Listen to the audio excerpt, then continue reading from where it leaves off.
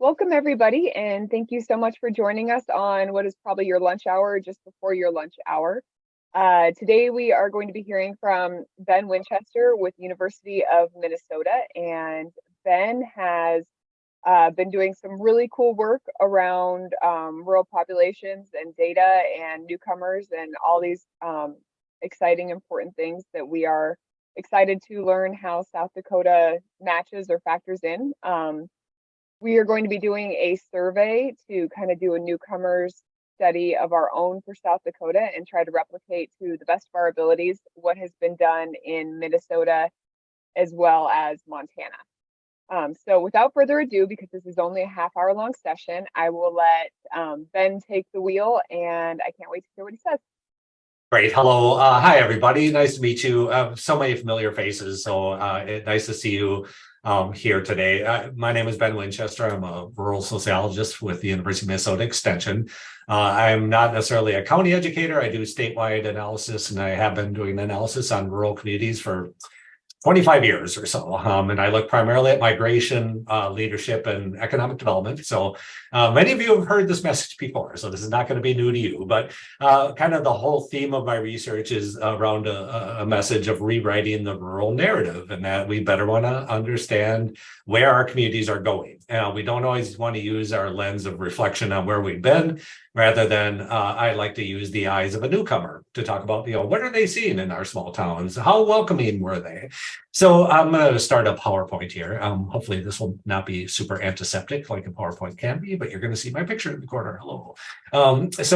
Really, I call this the brain gain. And really, it comes out of this kind of narrative of that there's a brain drain. And the idea here is that, we lose our high school kids. Many of you may know this, or have been participated in community discussions around what we can do to retain our kids, right? Our 18-year-olds, they don't see a future for themselves necessarily in our small towns, or they're told by their parents that there is nothing here for them and they need to get out to succeed. May not be true, but it tends to be part of a narrative that we hear. And really, I'm trying to counter this negative narrative around a brain drain. You live in the middle of nowhere. You're a sleepy town that, isn't doing anything until you're woken up by the blank, and fill in the blank with the tornado or whatever kind of occurrence happens in your town, and you're finally woken up. Then you have all these other stereotypes that we try to fight against, that everybody knows one another, because if you honestly believe you know everybody, you're going to do a disservice to those that you actually don't, because you don't know everybody in your small towns. You may know of a lot of people, but that doesn't even mean you know them very well. Nobody knocks their doors. Again, you hear all these kind of stereotypes. So we're trying to counter this narrative around the negativity of where we've been. And we do know that the rural populations have gone up. Since 1970, the rural population's gone up by 11%, but the relative percentage of Americans that live in small towns and rural places keeps going down. So really what's going on is our urban areas get bigger. Sometimes they encroach into our rural areas and then capture them. And now they become urban, right? Our suburbs were formerly rural places that are now urban. So our rural populations have gone up, albeit slowly and not everywhere. And the idea around the brain drain is that nobody wants to live here, right? But we ran across a data point early on that every 5 years, right behind me, every 5 years, almost half of our households in this country move. And when we look at who's moving in and who's moving out, here's a chart I made in Excel. I have this one in here. It's like from 2002. It's super old, but it's also the very first chart I made, which was looking at census data between 1990 and 2000.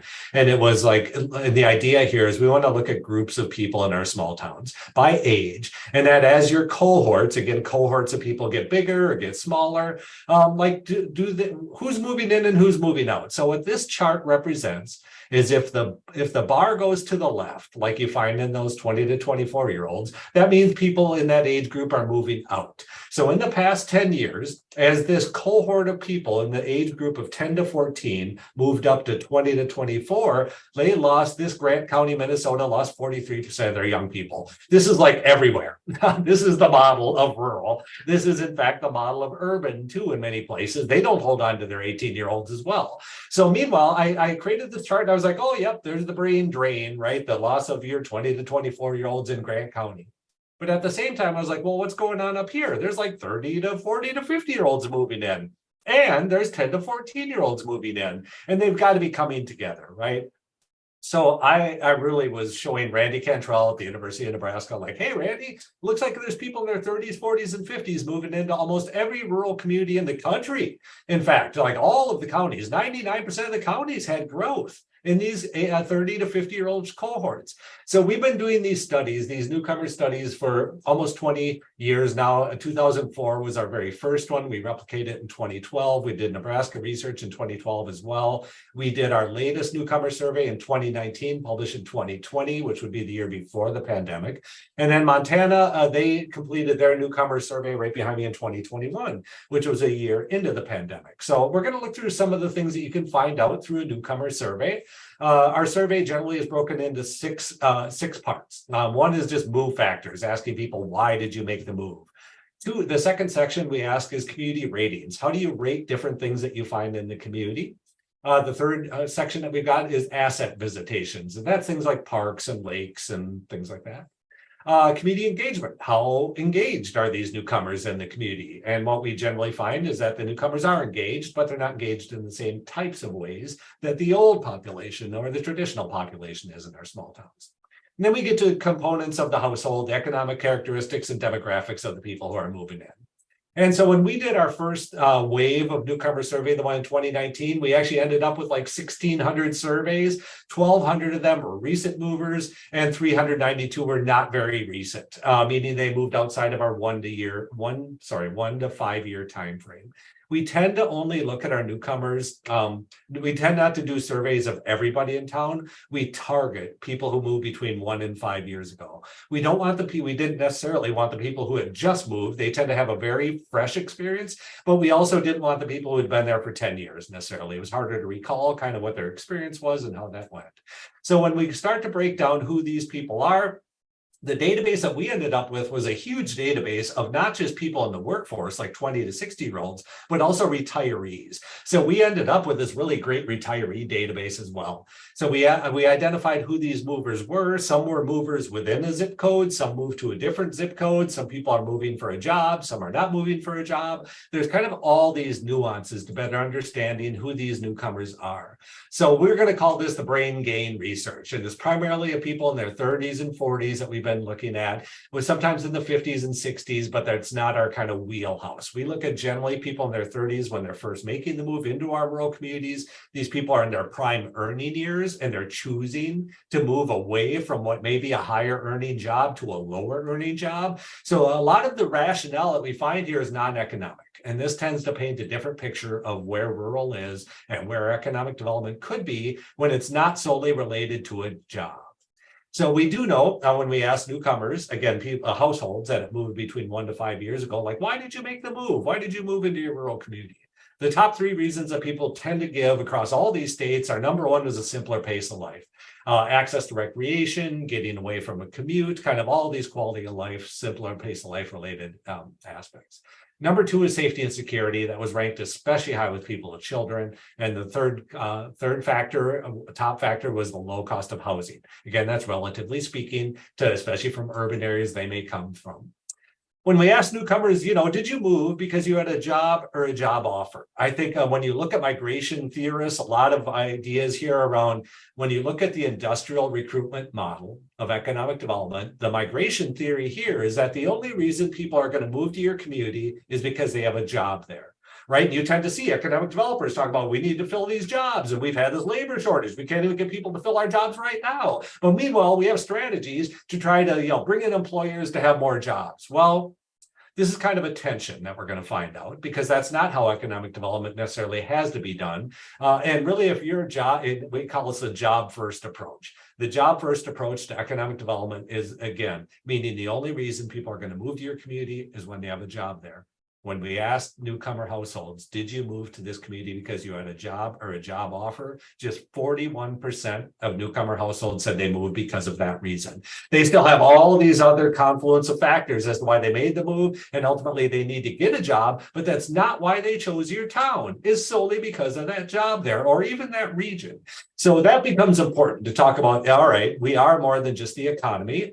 We can't have a warm body approach around like, oh, we just need to fill these jobs. Like, well, it's actually kind of more convoluted than that in terms of how people make this move and make these choices. We also found out And I'll tell you, we thought a majority of the people moving to our rural communities were going to be from that community, meaning they grew up, they moved away, and they came back. And we call those returnees, right? They moved away and came back. We thought a majority of the movers were going to be returnees. What we had found, in fact, is that 3/4 of newcomer households are not from your community. They were not returnees. They are transplants from somewhere else. And that is not new. This has been a very stable pattern over the years of just a quarter for the past 20 years, just a quarter of new movers actually from that community. But now, if you're from the community, you're recognizable. You got a family name, you got a recognizable face, like, hey, Mike Skid is back in town. Great. Like you see those people. But I'll just remind you that every time there's a newcomer household with people that you recognize, there's 3 others that you don't. And how do you even know they moved to your town? How do you know where they are? Well, they might not have a job here. They actually have a job 2 counties over, right? They're commuting out all the time. Our county boundaries were drawn during the time of horse and buggy. They don't reflect anything of how people live and where they go. But meanwhile, we're trying to attain economic development goals at the county level. And now we're going to hang our hat on these results locally when we live in these regions. So this becomes an important talking point for me in terms of how do you recognize newcomers? Who are they when you don't recognize them? So just a quarter of newcomer households had lived there before. Another one I want to hit on here is 47% of newcomer households have kids. So just half. We thought that was going to be much higher too when we first started these studies. We thought, majority of all these households were going to have kids in them and they're moving out to raise their families. Well, newcomer households with kids are also like returnees, kind of easier to see, right? It's like, oh, there's a new kid in my kid's class, and there's their parent. Like, oh, they're visible. Every time there's a newcomer household with kids, there's going to be a newcomer household without kids. And are you going to see them in the same way too? So how do we actually find these new people? How do we do this? That becomes another question down the road here. So I want to talk about 2 shifts that we had seen during the pandemic. Number one, so we did our extension data here is the year before the pandemic, and the Montana data here is the year into the pandemic. They did a newcomer survey across the state. And we found out that the percentage of newcomers who said they moved primarily for a job went down from 41%, which we thought was low, now to 35%, which makes sense, right? During the pandemic, you had a lot more people that could work from home or were being allowed to work from home and took advantage of the opportunity to actually do so, or their employer actually let them do it for the first time ever. So you had a lot more people that now they don't need a job locally because we've got a flat world here. And now you got people that are moving in and they don't need that job in our places. The percentage of people in the line right under that lived in the community before went up from 1 in 4 households to now just 1 in 3. Now up to 1 in 3 have lived in the community before. And it took us a little bit kind of to tease out what happened here. But what we think happened is you all know that we're in a tight labor market, which for me is a tight housing market. You can't welcome in labor unless there's somewhere for them to live. And as you probably remember, we've had this housing shortage for like 15 years in our rural communities. How do you find a home to buy in our rural community when you don't know anyone, right? So what we are finding is when you've got a socially connected housing supply, meaning, hey, Mike, I know your mom is looking to sell her home. Like, we always loved your mom's home. My son is looking to move back and we got an in with you. We're going to take you out to supper and we're going to get this thing done. And all of a sudden now because I know somebody in town that has a home for sale, can now use my family network, bring in one of my family members back to town. The percentage of people who lived in the community before and during the pandemic went up because it was almost impossible to find a home to buy in our rural communities during the pandemic. We found out that 40 to 60% of home sales during a pandemic were not arm's length transactions, meaning it's not a stranger that's like, oh, I'm going to put my house on the market. And then some stranger finds it on the realtor.com or Zillow, and then they visit the home and it's arm's length transaction. 40 to 60% of home sales during the rural home sales during the pandemic were not arm's length transactions. It was personal connections. They don't even hit the market because you just sold that with a contract or a contract for deed or something never hit the market. So this became part and parcel of how we found a home. You want to do something about solving your labor shortage, help those people find a home. It really is. So we kind of argue that the best place to find a home to buy today is to visit with your seniors after church. That really is going to give you some leverage on the resident recruitment side of this. And we're going to talk about resident recruitment as something a little bit different. When we look through these move factors, though, again, when you ask people to identify all these factors as to why they made the move, all of the ones in red here are quality of life. And the ones highlighted in black are the financial related aspects. So you see that we've got really a quality of life related migration going on. And this isn't new. This is, again, the job first approach to economic development needs to be laid by the wayside or have some complementary approaches to it, because that is not why people move today. A majority are not moving because they have a job or a job offer, and we need to be okay with that in many ways. We also found out that while 15 or 14% of respondents and 16% of their spouses, when you put them together, 21% of newcomer households were commuting, telecommuting, for some company not located in the region. And that was in the Minnesota survey the year before the pandemic. We are at 21%. So imagine what that number is today. So now, again, you want to have an advantage here. You better play up your broadband if you've got it. You better put it on the highlight reel, because people are actually actively looking for broadband and broadband speeds. And broadband doesn't just mean broadband to them. They want to know what your download, and they want to know what your upstream is.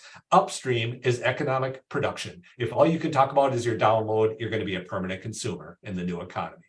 So now, when we look at community ratings, we had a number of questions related to feeling safety, feeling safe in the community. Sorry, this might be harder to see if your screen is smaller, but like overall, I'm satisfied living in the community. People are generally very happy. They trust the community. The school is high quality. And just as a side note on the school, I tend to get a lot of school districts competing with each other. And what we find is the newcomers don't care about competing between the districts. They just think their kids are finally going to be a seen student in the school. They're going to be an active participant. They're going to have an opportunity to participate. Where in a metro school, they may not have that opportunity to participate.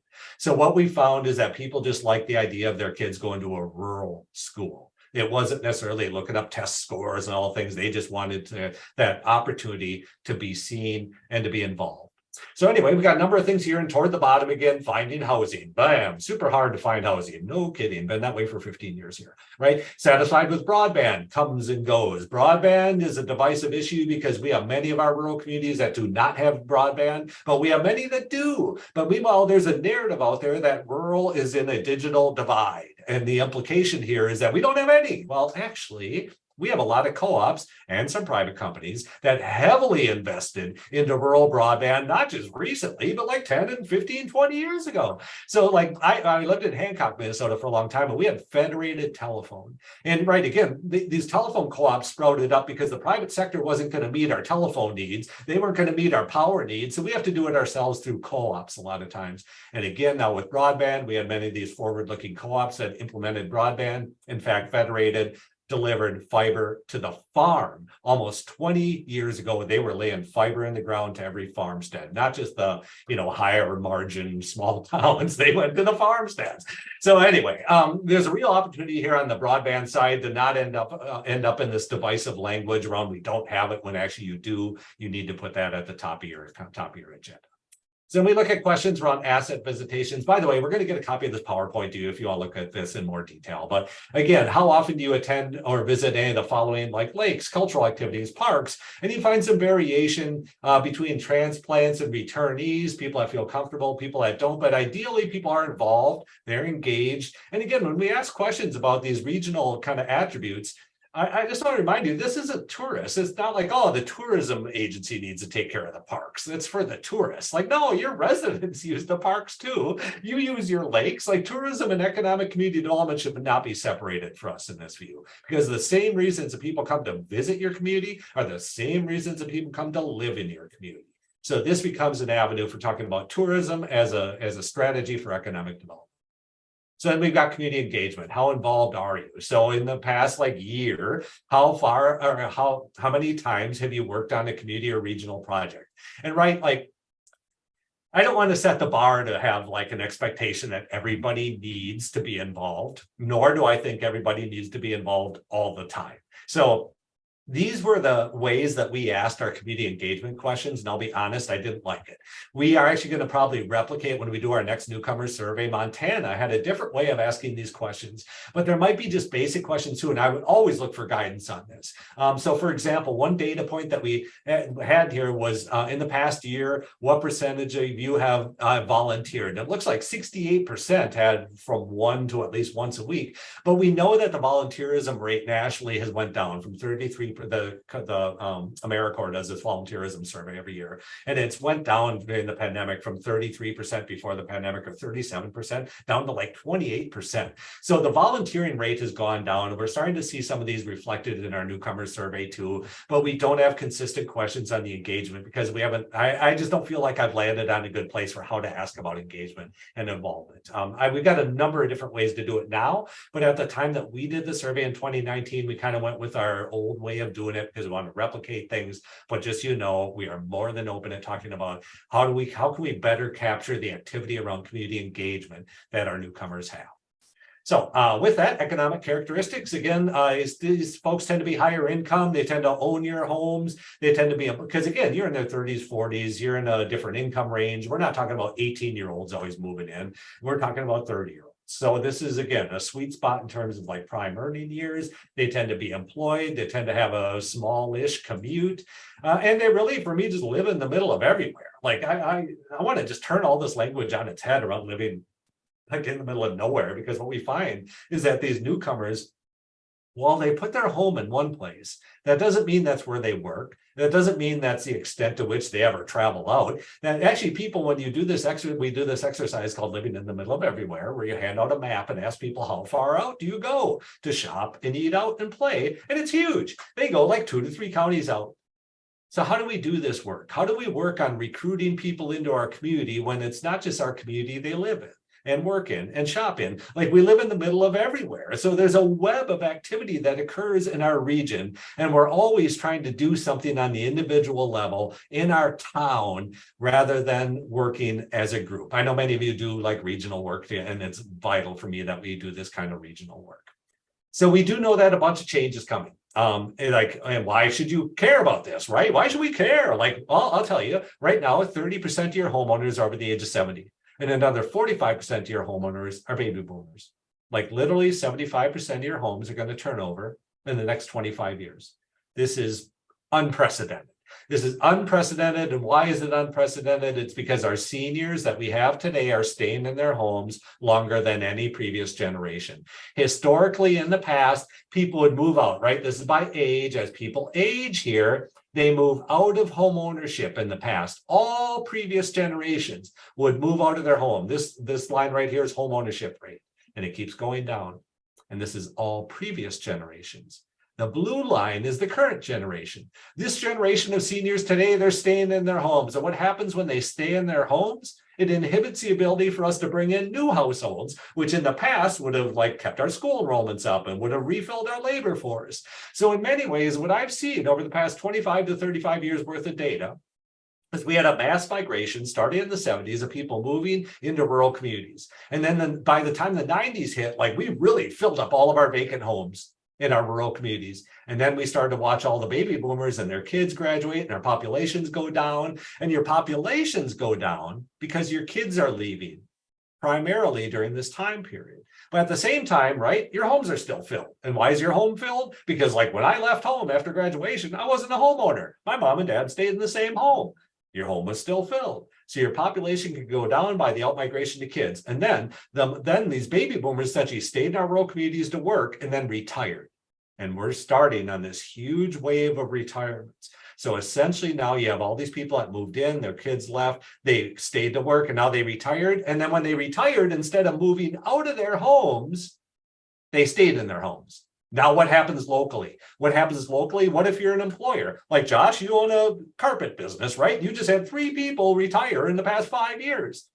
You cannot even hire replacement labor because there's literally nowhere for them to live.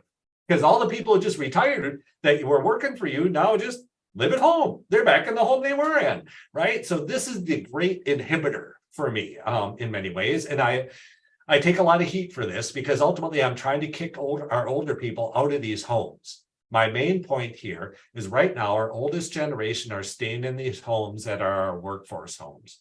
This is literally our workforce housing stock that is being occupied and they're staying in there. So what's the difference now between these two lines? If you add up all of that area under here, these are all the people who would have moved in the past, but now they're not here. In fact, they're waiting on the sidelines. So it's in many ways, we have a super tight housing market. We are just waiting one household at a time for our seniors to pass away or pass out of the community or whatever you want to call this here. But essentially, we have seen this already. Through death comes rebirth. In Minnesota, Center for Rural Policy and Development just did this publication that found out in the most rural counties that had the highest that had the highest death rate, they also had the highest in-migration rate. And why is that? It's because when people pass away, it opens up their home. And when it opens up their home, it's a place for a new household to move into. And you remember the newcomer survey? Those newcomer households, half of them have kids, and there are 3.7 people in them. So really, when I look at substitution housing, it is out with 1- and 2-person households and in with 3- to 5-person households. And this, for me, is a future of repopulation, reinvigoration of our small towns, because there is all of this change coming. So what can we do about it? We actually know that people want to live in our small towns and rural places. This study from 2009, you'll see the date right behind me here is from 2009. I keep it in there. This is a Pew Research study, and Pew does all these opinion studies of Americans. And they went in and they asked Americans like, hey, Americans, we know that 80% of you live in the city and 20% of you live in rural places and small towns. But if you could live wherever you wanted, where would you want to live? 51% of Americans said they prefer to live in small towns and rural places. And this was in 2009. We know that those numbers have only gone up. The Harris poll has replicated these types of surveys since the pandemic. And this rural interest is not new, and it has filled up our homes. So your narrative matters. Like if you have a dying narrative that our best days are behind us, nobody wants to live here, our towns are dead. Like, I don't know what town you're seeing, because I'm showing that your homes are filled. Everybody that moves in because they love it. They're moving there for hope and opportunity. But number one thing I worry about is the narrative that our kids are hearing. And this is the story. If your kids hear nothing but your best days are behind us, they're going to believe you and they're never going to want to come back. Help improve the narrative for your kids and start to talk about the future of your small towns. So I'll end on this. So in our newcomer survey, we had 2 questions there. One is, do you believe the community you moved to is welcoming? And a full 78% of households were like, oh yeah, the community I moved to is welcoming. But here, let's break it down by another question, which is, are you likely to be here in 5 years? And now, if your community shows as it was welcoming, 86% of households said they'll be here in 5 years. But if your community was reported, they strongly disagree that the community was welcoming, now you have a retention issue. Now just 44% of those households plan to be there in 5 years. So are you ready to retrain labor? Are you ready to, if they held a leadership position, replace them? So essentially now what we find out, everything but the job seems to matter more. Quality of life tends to matter more than the actual job for folks. So again, we're going to call this now resident recruitment. This is a complement to industrial recruitment. It should be hand in hand, but it is around community development, economic development, and tourism. You want to know more about this? August 17th, we'll have a full 45-minute webinar just on the resident recruitment part of this. What are some strategies we've seen across Minnesota? We've got about a dozen resident recruitment initiatives across the state with cool names like Live Wide Open or Get Rural, and they work on resident recruitment. They all look different. We all want to try different things. But the bottom line is people are making a choice. People are choosing to move to your town for what you are today and will be tomorrow, not what may have been. So, I'll just remind you that nobody ever says they're going to move to your town for pity. Like, oh, Mike, I know you lost your grocery store 26 years ago. I'm going to move in today and kind of help you guys out. Like, nobody makes those kinds of sacrifices at a family level, like help the town out. We're still looking at the, family unit, but this is where your narrative matters. Your narrative locally can inhibit people from ever thinking of your community as a place to move to or return to. So think about what kind of narrative is currently being espoused in your community and what you can do about it. But I will ask you, find out more about your community through the eyes of your newcomers. Ask them, What pushed them away from where they were? What pulled you in to the community you're moving to? What got you to even think about moving in the first place? So you can do this very informally and just ask people that you run into, or you can do this in a much more formal way through a newcomer survey, which we've done in Minnesota to help gain, we would say, a more representative sample of all those people who are choosing to move into our small towns and rural places. So with that, thanks for the opportunity to kind of share the research that we've got here and to begin the conversation about potentially doing a survey across South Dakota. Carrie, Kara, thanks for the opportunity here today. I'll kick it back to you.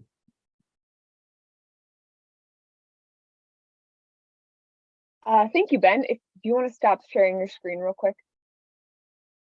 Awesome. All right. Thank you, everybody, for coming and listening. And thank you so much, Ben, for that. We gave you half an hour and you nailed it. I feel like you got so much information in that. And thank you for allowing us to record it as well.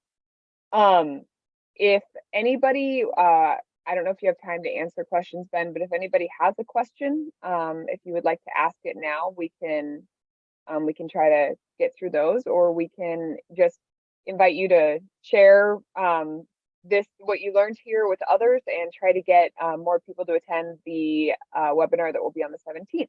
So I'll leave this open for questions and we can adjourn whenever everybody is talked out. Yeah, I have a question. I just noticed that, so I'm curious. I was curious, do you have a question on there, and maybe I missed it, of I moved because of values, or some vaguely worded question of like people that believe the way I do? And maybe I missed it, or if not, why leave it? Is that like a data point that would be interesting moving forward, just given our cultural and political discord and distrust? Yeah, so we did have a question to live among people with similar values. Oh, but when we dig into that in our focus groups, it is around conservation, appreciation for the environment. It generally never hit politics.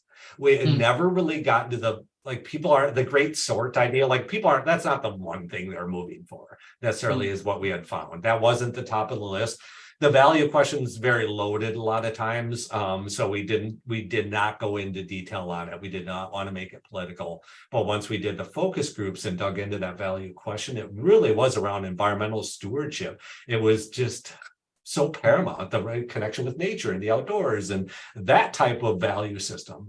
Family too, around small. Yeah. Interesting. Thank you. Well, Peggy. Hi. Yeah, thanks, Ben. I thought it was interesting when you talked about how people now in communities are living in their homes longer than they ever have before. And we talked about that a little bit in our office about housing wasn't available because the family homes that could be available had maybe one person living in them, and they were probably going to live there until they passed away. So a family couldn't live in them. And is that because too, there isn't housing options? A lot of those people want to stay in their rural community where they know everybody. And maybe they would move to a place that would be smaller and easier to take care of, but they don't have those options either. Yeah. So right now I've got a whole nother housing presentation, which is all about this model of why seniors don't move. And it is, fear of the unknown, and they've got friends, whatever. I believe there's two things. One, there's a huge confusion around age in place. And a lot of people just mean age in my house. And it shouldn't mean that. What we find is that actually means age in your community. So on the other side, you have seniors who don't do any planning at all. And so nobody cares about the seniors living in their homes because it's like, well, Peggy, I'm not going to tell your mom what to do. Why would I do that? That's a private asset, but it's a public good. I am trying to elevate the conversation about our housing stocks into it all being a public good, because if your mom can't care for that house, it's going to get torn down. And there's literally nowhere for anybody else to live, because we can't just build homes because we want it and wish for it. Homes get built where there's income. So Goodbye developers in terms of new workforce housing. The only sweet spot we found has been in move over housing. So I do this presentation called moving in, moving out, moving over. And the point is, we don't talk about this moving over at all. And in fact, what happens then, if you get people to move over, it opens up all that housing stock for people to move in. It's all your workforce housing right there. So I would get asked all the time, like for the last 10 years, like, don't you have a shortage of workforce housing? It's like, nope. We have plenty of workforce housing. It's all occupied by our seniors. So I am called the person who's trying to kick our seniors out of our homes. I am. I'll come in and take the heat for all this because nobody's having this conversation. But meanwhile, I call it the policy of best intentions. And that is our seniors say, I'm going to live in my house forever. Oh, yeah? Well, let's see how that works out. Because I'll tell you, it doesn't work out like that. And let's look. So typically I'm like, hey, let's lift up the positive stories. But now it's like, you know what? I'm going to share the story of Peggy's mom where, she had invested all this money in her house to live in there forever and put on a ramp and updated the bathroom. And then literally 6 months later had to move out. And then as she moved out, now Peggy was like getting involved, like, oh, I got to sell mom's house. Right. And then the real estate agent is like, you got like knob and tube wiring and that thing, and you got peeling paint. You got to do a bunch of work to this house before we can sell it. And then your mom is like, well, I just spent $15,000 on the ramp and the bathroom. That's not an equity builder. That was a livability expense. So meanwhile, now, because we have the policy of best intentions, meaning I'm going to live in my house forever, you did nothing. So now I lift up the story, and now where your mom had to move 2 cities over because now she realized that the place in town had a waiting list. Oh, I guess I should have been on a waiting list. I didn't know that. Oh my gosh, this drives me nuts. It is the #1 area of work for me. Nobody tends to care about these seniors because they're not in the workforce anymore. So then it's out of the purview of workforce, like help. So meanwhile, I do try to make the argument that move over housing is an economic development tool because these transfer receipts, old age, Social Security, Medicare, and Medicaid currently make up 1/4 of all your income. People tend to think about all the jobs and jobs as the income thing, like, oh, that's half your income. Let's talk about the rest of where all this income gets generated in your community. And if you don't have any move over housing, the seniors are really going to move out. They're going to take all their transfer receipts with them. So imagine how many jobs you have today that are clinic, pharmacy, hospital, due to these transfer receipts already. So if you are not interested in keeping those transfer receipts, which are only going to become a larger proportion of your income, let the people go. Don't plan with any of your seniors. Just let them continue to live in their world of best intentions, and then all their housing is going to fall down. You're going to have nowhere for your replacement labor to live. That's kind of extreme. But this is my, nobody's taking action around our senior homes. And maybe we should make sure that our housing stock is going to be there for the next generation. I talk about, we try to do, I want succession plans for our community. And that means succession plans for our leadership positions, succession plans for our homes, and succession plans for our businesses. Those 3 right there.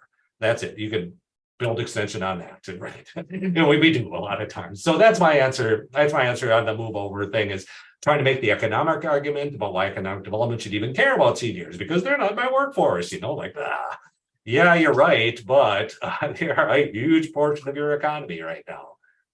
It's just such a huge thing, the housing thing. But for me, it all hinges on the home.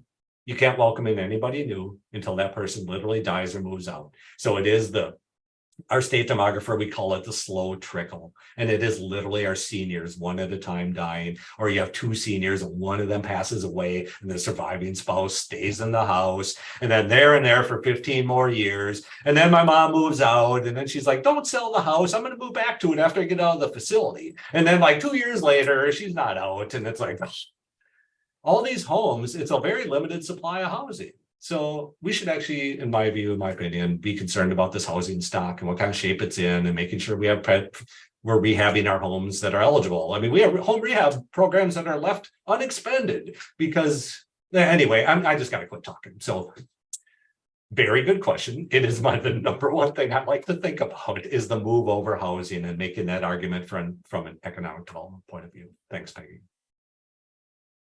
Ben, do you know, or is there anyone developing good conversation starters for people who are elderly in their big homes? Because I have parents like that. and he is not moving out of his home. Right. So I think it'd be great to have some kind of a way to approach people that would be personable and talking about the public good. Right. Well, and that's where, to be honest, Carrie, like the area agency on aging folks always bring me in because they're like, oh, you do this senior housing presentation. And then halfway through, they realize like, oh, they're trying to kick us out of my home. Like they literally are just, it's like a deer in the headlight when I'm talking about all this with them. So it is, there are very few communities doing it. Ottertail County has done a good job of like building move over housing. And this guy, he's like, oh, I heard you about your data and I built these patio homes. And then they sold the moment I broke ground. So I put up 4 more. Like, he had no idea because our housing studies tend to not even look at this. Our housing studies talk about nothing but workforce housing.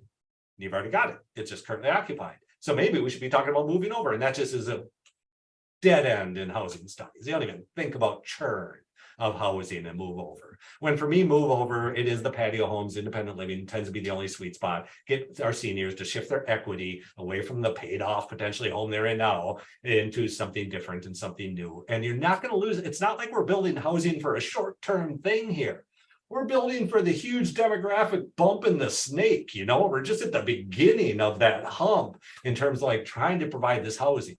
So again, it's not just like a short-term thing and I'm going to waste my money on this for 2 years. And like we're building infrastructure for people of all ages to live in our communities as long as they can. I'm not talking about assisted living. I'm talking about move over housing as independent living. Again, I'll just stop talking. Ben, I just want to jump in and say, add that I had a conversation about a month ago with Cliff Messner from Messner Developments in Nebraska. He's a rural advocate. He develops housing in rural places. And he's got a neat slide that's starting to show this gap similar to what you're showing between seniors and move over, right? What he's really discovering is we've got to match that price point or the value of their current home to the value of their new home. And it can't be more. It's got to be less. And we've got to help make the case why this is a financial decision that's good for your family in the future. Because I think that's part of the answer to how our parents think. We want to make good decisions for our kids. And this is one way. So I want to share that. And then number 2, could you share that article from Minnesota about the communities with the highest death rates have the highest in-migration rates? That'd be fascinating to see that.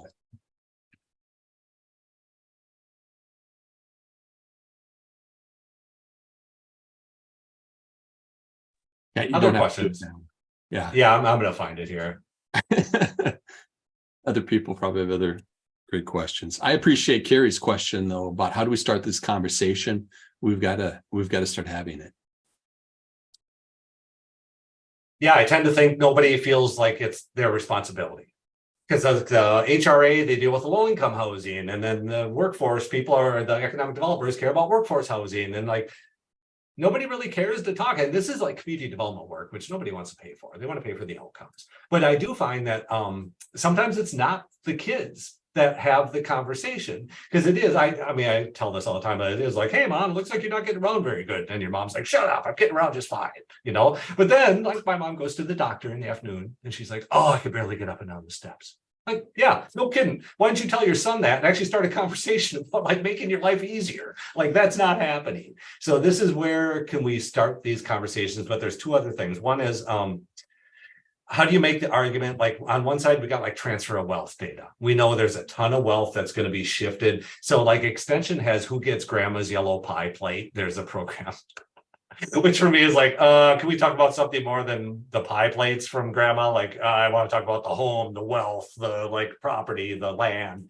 all of that stuff. So it's really continuity planning from that. But transfer of wealth, I've seen more and more foundations become interested in this area about trying to retain the wealth as these people are passing away. And like, hey, your family was raised here and now your kids don't live here, and we don't want to just see all of the dollars of your wealth when you pass away. Just leave town. Like, do you want to invest locally? So the transfer wealth studies, which I'm working on now, have become important. Like Nebraska Community Foundation uses it to create a 5 to thrive, meaning they know that $100 million is going to leave in wealth in the next 10 years. They're going to try to capture 5% of that through their foundation and reinvest it in the community. So there's that side of it too. It's just like, it is just elevating for me. The number one thing is elevating the conversation about your housing units to be a public good. And that's where, do you know what kind of shape these housing units are in? So I differentiate between housing and homes. Housing is like the house, and a home is when somebody's in there, it's making it a home. And it was a home to someone in the past. It's a home to someone today. I want it to be a home to someone in the future, but is the house really going to be standing? Like, if you believe census data, which I don't, the 2020 census data that came out around their housing numbers looks like we had the greatest demolition decade ever.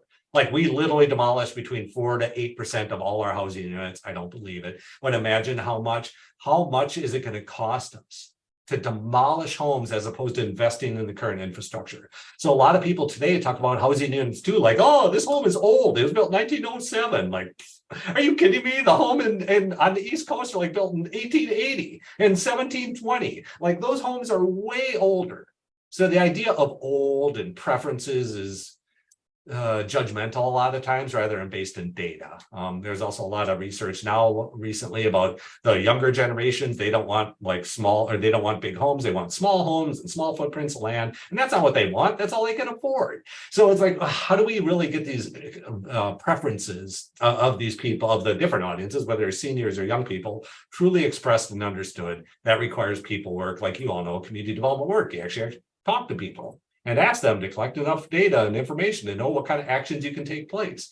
But for me, again, it's getting local leaders, economic development, to care about your housing stocks and understand how those shifts take place between the old and the new generations. I'll just stop there.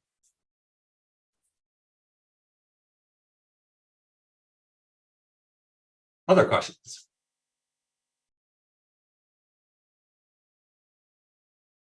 Well, we will have a webinar on August 17th. If you want to sign up, you can get hold of Kara here. Yes, I will be sending out a follow-up email, which will include a evaluation request from you all to see how you felt about this and what you would like to see moving forward.